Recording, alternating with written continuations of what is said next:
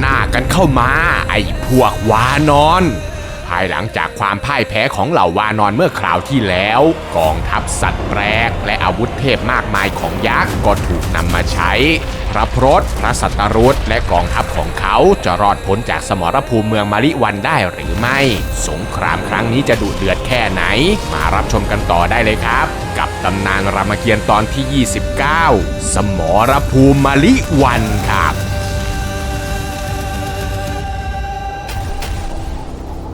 เข้าสู่ค่ำคืนที่เหน็บหนาวณสนามรบริมเขามายุราหลังจากยักษ์กรุงมะลิวันกลับไปหมดแล้วก็เหลือเพียงแค่เหล่าวานอนและก็ยักษ์จากกรุงลงกาที่กำลังนั่งร้องไห้ล้อมร่างของพระสัตตรุษซึ่งกำลังนอนแน่นิ่งเนื่องจากถูกหอกเมฆพัดปักกลางอกพี่เพกที่เห็นสถานการณ์ย่ำแย่ก็รีบสั่งให้นิลราชไปรายงานพระพจน์โดยด่วนเมื่อพระพจน์ได้รู้เรื่องของน้องชายก็ตกใจสุดขีดรีบลงจากพระพราย่ำเท้าไปยังสนามรบอย่างรวดเร็วก่อนจะวิ่งเข้าไปสวมกอดร่างน้องพยายามปลุกน้องให้ลุกขึ้นมาพูดคุยกันพี่เพกเนี่ยก็ถึงกับน้ำตาร่วงก่อนจะพูดปลอบใจพระพจน์ว่าพระสัตตรุษยังไม่สิ้นเพราะมันยังมีวิธีแก้หอกเมฆพัดอยู่โดยจะต้องใช้สัพพยา4อย่างอันได้แก่หมายจันแดงจากพระรามมูลจากโคของพระอิศวรบนเขาอินทการหินบทยาจากพรหมโลกและก็ลูกหินบทยาจากนาคพิภพเมื่อพระพจน์ได้ยินเช่นนั้นก็รีบมอบหมายหน้าที่ให้นิลภัทรเป็นผู้ไปหาสัพพยาทั้ง4มาให้นิลภัทรก็น้อมรับภารกิจแล้วทะยานขึ้นฟ้าไปด้วยความเร็วสูงมุ่งหน้าสู่กรุงอโยธยาเพื่อขอไม้จันแดงจากพระรามจากนั้นก็เหาะไปขอมูลโคพระอิศวรที่เขาอินทการแล้วก็ไปต่อยังพรหมโลกเพื่อขอหินบทยาจากพระพรหมเมื่อได้มาแล้วนิลภัทรก็ลงไปสู่นาคพิภพเพื่อไปเอาลูกหินบทยาแล้วจึงหอบเอาทุกอย่างกลับไปยังสนามรบริมเขามายุราพี่เพกเนี่ยนะครับก็ลงมือประกอบยาทันทีแล้วก็นำเอาตัวยาที่ได้ไปทาบาดแผลเพื่อถอนอาถรรพ์ของหอกเมฆพัดไม่นานครับพระสัตตรุษก็ฟื้นคืนสติทั้งกองทัพเนี่ยก็โห่ร้องด้วยความดีใจแล้วก็พากันกลับค่ายไปอย่างมีความสุขซึ่งเรื่องนี้นะครับก็ถูกหน่วยสอดแนมของกรุงมาริวันจับตามองอยู่ทั้งหมดพวกเขารีบนำเอาเรื่องไปรายงานต่อท้าวจักรวรรดิและสุริยาภพทันทีว่าพระสัตตรุษเนี่ยรอดตายทำเอา2 พ่อลูกแค้นใจหนักมากกลด่าพี่เพกกันยกใหญ่ที่รู้ดีไปหมดถ้าไม่มีมันสักคนเนี่ยก็คงไม่มีใครสามารถช่วยแก้หอกได้แต่ถึงอย่างนั้นนะครับสุริยาภพก็ยังไม่ยอมแพ้รีบบอกกับพ่อว่าให้วางใจได้เลยเดี๋ยวรุ่งเช้าตนจะออกไปสู้ศึกอีกครั้งทางฝั่งค่ายทหารวานอนพระพรตที่ยังแค้นสุริยาภพอยู่ก็ตื่นแต่ไกลโฮเรียกเหล่าทหารเอกวานอนมาประชุมวางแผนเพื่อไปแก้แค้นให้แก่น้องชายตอนนั้นเองล่ะครับพี่เพกก็ได้เข้ามาบอกข่าวดีว่าดวงชะตาของสุริยาภพจะถึงคาดในวันนี้แหละพระพจน์ได้ฟังแบบนั้นก็ยิ้มเยาะรีบสั่งให้สุครีพจัดทัพใหญ่เพื่อไปปิดบัญชียักษ์สุริยาภพทันทีเมื่อ2 กองทัพมาประจันหน้ากันกลางสนามรบอีกครั้งสุริยาภพก็เริ่มการโจมตีสั่งให้ทัพหน้าเข้าฟาดฟันศัตรูอย่างไร้ปราณีนิลภัทรเนี่ยนะครับก็กระโจนเข้าสู่สนามรบเคียงคู่กับนิลนนท์ทั้ง2เข้าต่อกรกับทหารยักษ์อย่างดุเดือดไม่นานครับนิลภัทรกับนิลนนท์ก็สังหารทัพหน้าของกรุงมาริวันได้สำเร็จสุริยาภพเนี่ยเดือดจัดเลยนะครับเมื่อเห็นแม่ทัพกับทหารตายเกลื่อนเขาจึงโต้กลับด้วยการแผลงศรไปฆ่าลิงจนล้มตายระเนระนาดพระพจน์ก็ไม่ยอมยิงศรพรายวาดไปสกัดศรของสุริยาภพจนหักและสร้างลมไปชุบชีวิตไพร่พลลิงด้วยสุริยาภพจึงหยิบเอาจักรแก้วออกมาขว้างใส่พระสัตตรุษก็เลยยิงศรจันทวาทิตไปทำลายจักรแก้วจนแตกพร้อมกับพังราชรถของสุริยาภพจนพินาศสุริยาภพเนี่ยนะครับตกจากรถเสียงดังอักแต่ก็ยังไม่ยอมแพ้คว้าเอาคทามาแล้วกระโดดขึ้นเกาะรถของพระพจน์พระสัตตรุษแต่2 พี่น้องก็ช่วยกันเอาคันศรรุมตีต้านคทายักษ์ไว้คนน้องเนี่ยก็เหยียบเข่าขวาชิงคทาคนพี่ก็เหยียบบ่าซ้ายแล้วก็ตีสุริยาภพจนกระเด็นเสียหลักเมื่อพระพจน์ได้จังหวะก็รีบจับศรพรหมมาศของพระรามมาขึ้นพาดสายแล้วยิงออกไปสังหารสุริยาภพจนสิ้นใจความรุนแรงของศรวิเศษเนี่ยแหละครับหอบเอาร่างของยักษ์ปลิวกระเด็นไปไกลลิบ หน่วยสอดแนมยักษ์ข้างสนามรบเมื่อได้เห็นเจ้านายลอยละลิ้วไปก็รีบกลับไปรายงานเท้าจักรวรรดิให้ได้ทราบคนเป็นพ่อเมื่อได้รู้ว่าลูกตายก็ตกใจจนแทบจะสิ้นลมร้องไห้คร่ำครวญอย่างหนักที่ลูกต้องมาตายเพราะพวกคนพาลแต่ไม่นานครับความโศกเศร้าก็เปลี่ยนเป็นความแค้นท้าวจักรวรรดิไม่คิดยอมแพ้ตัดสินใจเรียกบรรลัยจักรลูกชายคนรองให้ออกไปแก้แค้นทันที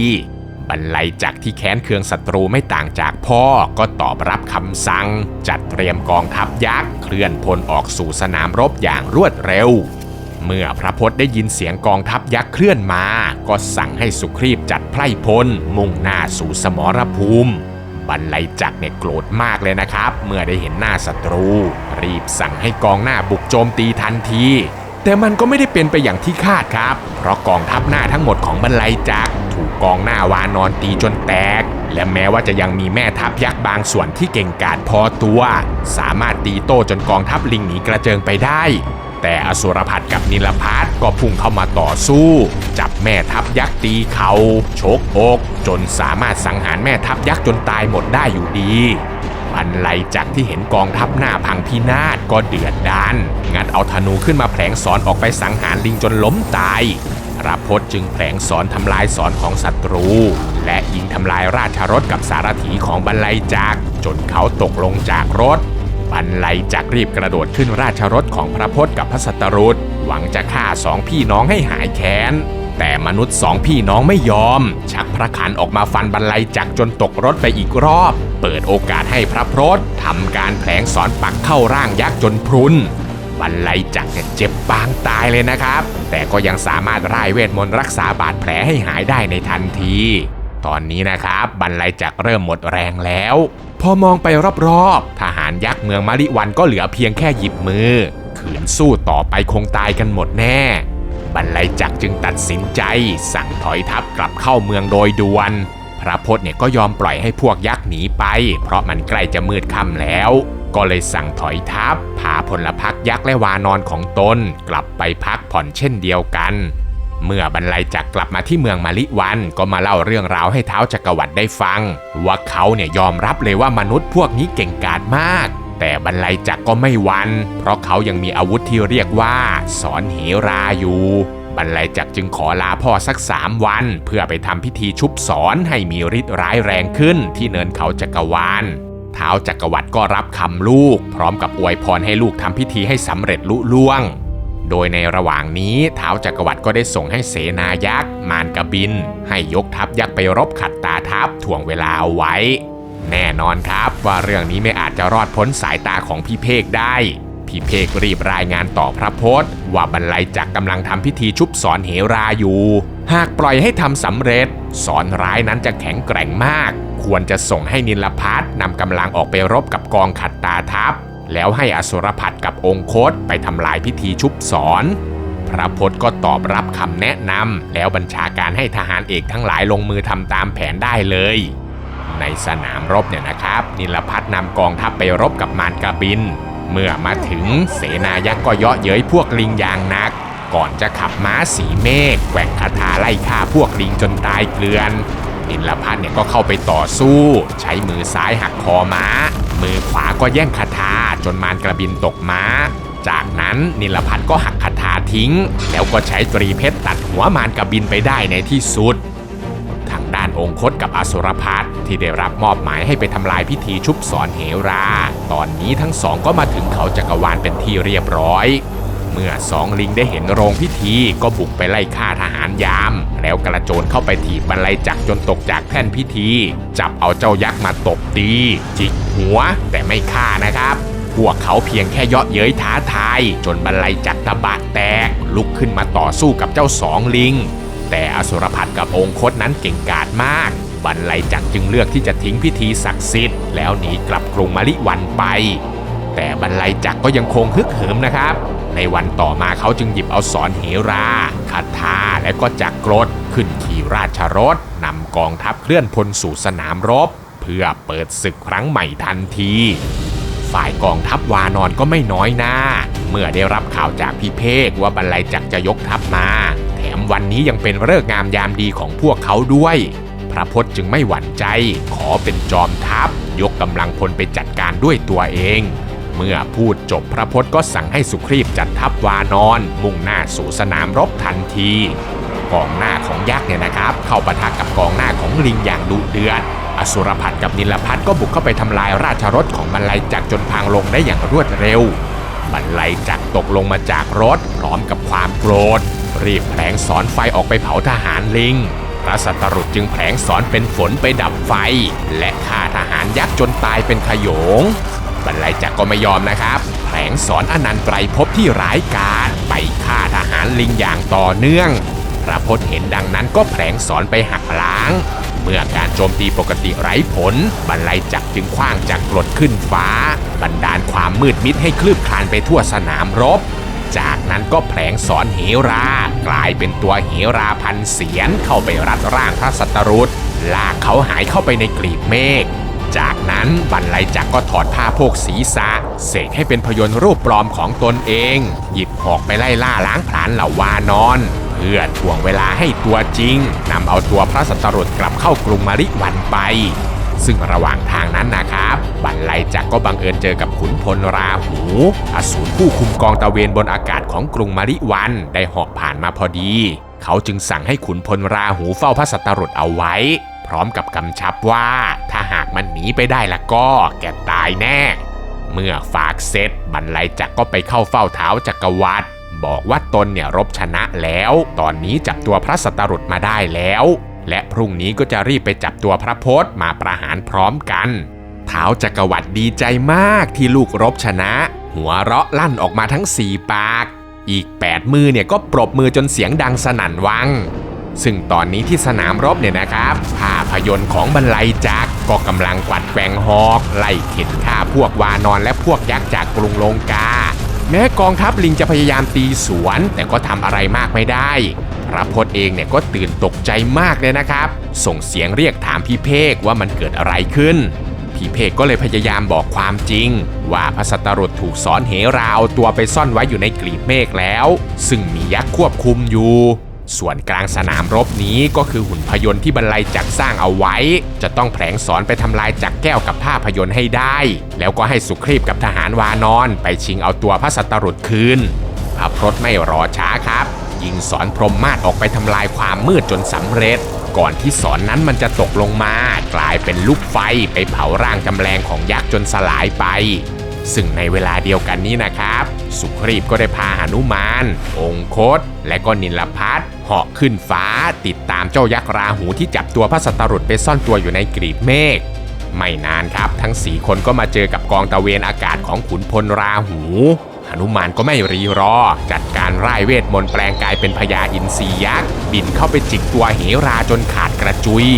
สุครีพเองก็รีบเข้าไปรับร่างของพระสัตรุษเอาไว้แล้วก็ให้องคตกับนิลพัทเข้าไปจัดการกับทหารยามของราหูจนร่วงตกลงพื้นตายกันเป็นเบื่อ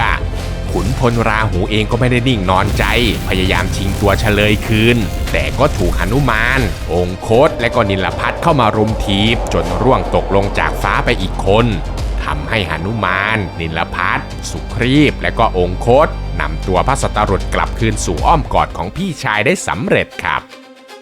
ขุนพลราหูที่ร่วงตกจากฟ้าเนี่ยก็บาดเจ็บหนักมากเลยนะครับวิ่งสับตีนแตกหนีเข้าเมืองไปบอกข่าวร้ายกับเจ้านายว่าตอนนี้พระสัตรุษถูกชิงตัวคืนไปแล้ว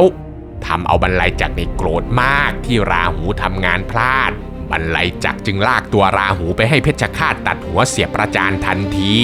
ส่วนตัวเองก็เร่งเตรียมทัพใหญ่เป็นพวกยักษ์ผสมกับสัตว์ประหลาดมากมายเดินหน้าเข้าสู่สนามรบอย่างห้าวหาญ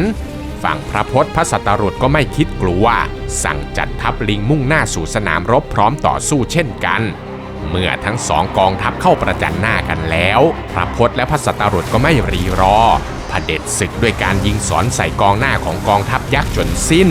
บรรลัยจักรที่เห็นแบบนั้นจึงขว้างจักรกรดไปสังหารทหารลิงคืนบ้างแต่พระพจน์ก็ยิงสอนไฟกับลมไปทำลายจักรและก็ฆ่าทหารยักษ์ไปเกือบทั้งกองทัพแต่บรรลัยจักรเนี่ยก็สู้ไม่ถอยยิงสอนพิษสวนกลับไปอีกรอบพระสัตรุษก็เลยยิงสอนเป็นหาฝนเพื่อดับเพลิงพิษและสอนนั้นแหละครับก็ยังพุ่งต่อไปทำลายราชรถของบรรลัยจักรจนแหลกพญ ญายักษ์ที่ไม่เหลืออะไรแล้วทั้งอาวุธทั้งกองทัพเขาจึงตัดสินใจกระโดดขึ้นราชรถของพระพจน์กับพระสัตรุตแต่สองพี่น้องก็ช่วยกันถีบจนบรรลัยจักรตกจากรถแล้วก็ใช้ศรยิงซ้ำเข้าไปอีกทีแม้บรรลัยจักรจะเจ็บปวดมากแต่เขาก็มีมนต์รักษาบาดแผลให้หายได้ในชั่วพริบตาแล้วก็ร่ายมนต์กำบังกายล่องหนหนีไปซ่อนตัวอยู่ในกลีบเมฆแต่พระพจน์ก็ไม่ยอมให้หนีครับจัดการยิงศรพรหมมาศตามไปอีกศรแห่งมหาเทพนี้เองล่ะครับวิ่งตามไปสังหารบรรลัยจักรที่ซ่อนตัวอยู่ในกลีบเมฆจนตายหน่วยสอดแนมยักษ์ที่แอบดูเหตุการณ์ทั้งหมดก็รีบวิ่งแจ้นกลับไปรายงานการตายของบรรลัยจักรให้ท้าวจักรวรรดิได้ทราบผู้เป็นพ่อเนี่ยก็ถึงกับน้ำตาไหลออกมาจากดวงตาทั้ง8ของเขาปากทั้ง4ก็เอาแต่พรรณนาความโศกเศร้าไม่หยุดก่อนจะรีบออกไปรับศพลูกจากสนามรบเพื่อนำกลับมาทำพิธีด้วยความอาลัย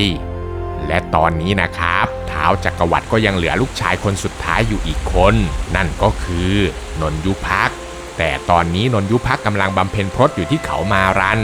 ซึ่งในขณะที่นนยุภักดิ์กำลังนั่งสมาธิบำเพ็ญตนอยู่นี้เองแหละครับทุกคนจู่ๆเขาก็รู้สึกรุ่มร้อนไปทั่วร่างอยู่ดีๆเลือดกำเดาก็ไหลออกมาจากรูจมูกทั้งสองข้างนนยุภักดิ์จึงนึกสงสัยว่านี่คือสัญญาณเตือนว่าอาจจะเกิดภัยร้ายกับพ่อแม่เขาจึงออกจากสมาธิรีบทะยานตัวขึ้นฟ้าเดินทางกลับกรุงมะลิวันทันทีพอมาถึงบ้านนนยุภักดิ์ก็ไปหานางวัชนีสูรผู้เป็นแม่ที่ขณะนี้กำลังร้องห่มร้องไห้อย่างหนักกับการจากไปของสุริยาภพและบรรลัยจักรและทันทีที่แม่ได้เห็นลูกชายอีกคนมาหาก็ยิ่งร้องไห้หนักกว่าเดิมคร่ำครวญเล่าเรื่องราวที่บ้านเมืองกำลังเจอศึกหนักและการจากไปของพี่ชายทั้งสองให้ลูกชายคนเล็กได้ฟังนนยุภักดิ์เนี่ยตกใจมากเลยนะครับโผเข้าไปกอดแม่และร่ำไห้ถึงพี่ชายทั้งสองแต่เพียงแค่ไม่นานครับความโศกเศร้าก็กลายเป็นความแค้นนนยุภักดิ์รีบไปหาพ่อเพื่ออาสาออกศึกช่วยบ้านเมืองทันทีท้าวจักรวรรดิที่ได้เห็นนนยุภักดิ์กลับมาเนี่ยก็ดีใจมากร่ำให้กอดลูกชายที่เหลือเพียงคนเดียวแต่เขาก็ไม่ได้ห่วงชีวิตของลูกเลยนะครับปราบปลื้มมากที่ลูกเนี่ยจะออกไปรบในรุ่งเช้าท้าวจักรวรรดิจึงเร่งสั่งเกณฑ์ทัพผสมสัตว์ประหลาดเคลื่อนทัพยกพลตามหลังนนยุภักดิ์เข้าสู่สนามรบฝ่ายพระพจน์เองเนี่ยก็รออยู่แล้วเพราะทราบข้อมูลจากพิเภกแล้วว่าวันนี้นนยุภักดิ์จะออกมารบและดวงชะตาของยักษ์ผู้นี้จะถึงคาดและสิ้นใจในวันนี้พระพจน์จึงให้น้องชายนำศรพรหมมาศไปสังหารยักษ์พร้อมกับกองทัพวานอน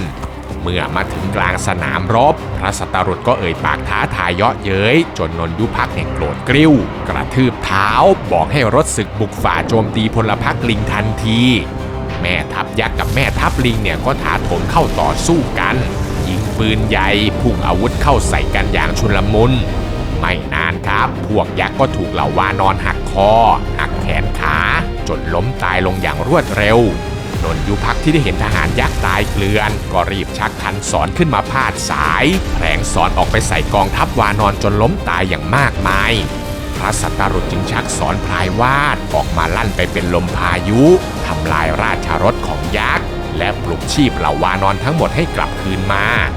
นนยุภักดิ์ที่ร่วงลงจากรถเนี่ยก็โมโหมากเลยนะครับรีบลุกขึ้นมาแล้วก็ใช้คันศรไปไล่ตีเหล่าวานอนอย่างบ้าคลั่งบุกฟาดฟันทหารวานอนจนไปถึงหน้ารถของศัตรูพระสัตรุตที่เห็นนนยุภักดิ์เข้ามาประชิดก็กระโดดลงจากราชรถเพื่อมาต่อสู้บนพื้นดินอย่างสมน้ำสมเนื้อทั้งสองผลัดกันตีผลัดกันปัดป้องเคลื่อนไหวกันอย่างรวดเร็วราวกับกงจักรมุ่งมั่นจะเอาชนะกันอย่างไม่ลดละจนเมื่อพระสัตรุตได้ทีเขาก็จู่โจมขึ้นเหยียบไหล่คว้าศีรษะเจ้ายักษ์เอาไว้แล้วเปลี่ยนท่าฟาดด้วยคันศรศักดิ์สิทธิ์จนนนยุภักดิ์เซในจังหวะนี้เองล่ะครับพระสัตรุตก็ชักศรพรหมมาศออกมายิงใส่นนยุภักดิ์จนสิ้นใจตายและจบสงครามในวันนี้ไปในที่สุดครับ และนี่นะครับก็คือเรื่องราวจุดจบลูกชายของท้าวจักรวรรดิในสมรภูมิกรุงมะลิวันที่ผมได้นำเอามาฝากทุกคนในวันนี้นะครับหากมีข้อมูลตรงไหนผิดพลาดหรือตกหล่นตรงไหนไปเนี่ยผมและทีมงานต้อง กราบขออภัยทุกคนด้วยนะครับถ้าเพื่อนๆชอบคลิปแบบนี้ก็อย่าลืมกดไลค์กดติดตามแล้วก็แชร์คลิปนี้ออกไปเพื่อเป็นกำลังใจให้กับผมและทีมงานด้วยนะครับหรือเพื่อนๆคนไหนอยากจะสนับสนุนพวกเรามากกว่านี้ก็สามารถสมัครเข้ามาเป็นสมาชิกแบบรายเดือนหรือจะส่งเป็นซุปเปอร์แตงเข้ามาเป็นกำลังใจให้กับพวกเราก็ได้ครับคลิปหน้าอยากจะฟังเรื่องราวเกี่ยวกับอะไรก็คอมเมนต์เอาไว้ได้เลยนะครับผมอ่านทุกคอมเมนต์แน่นอนครับสำหรับคลิปนี้ก็มีเพียงเท่านี้เนาะแล้วเจอกันใหม่คลิปวิดีโอหน้าครับผมสวัสดีครับบ๊ายบาย